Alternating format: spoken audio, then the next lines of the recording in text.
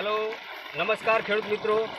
આપણે જે વિડીયોમાં જોયું કે આપણે જીવામૃત બનાવ્યું અને આજે 10-12 દિવસ થઈ ગયા છે, તો એ જીવામૃતનો ઉપયોગ આપણે હવે તુવેરમાં જે હળવું પાણી આપીએ છીએ હાલ ટાઈમે એની સિંગ બેસવાનો ટાઈમે, તો પાણી સાથે આપણે જીવામૃત આપી રહ્યા છીએ।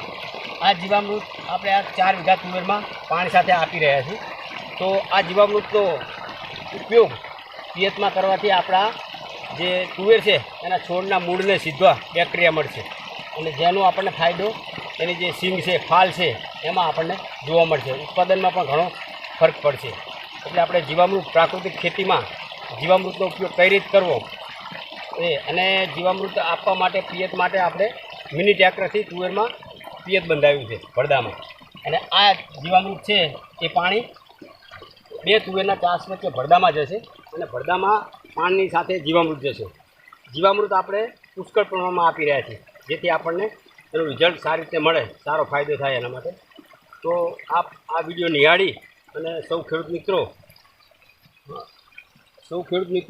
1 કે 2 વીઘાની અંદર પ્રાકૃતિક ખેતી કરે અને આપણા જે ખેતીને ફળદ્રુપતા અને આપણી જે સરકારનો લક્ષ્યાંક છે પ્રાકૃતિક ખેતીનો, એને આપણે પહોંચી વળીએ અને જગતના કલ્યાણ માટે, દેશના કલ્યાણ માટે, લોકોનું આરોગ્ય સારું જળવાય એના માટે આપણે આ કામગીરી કરીએ છીએ।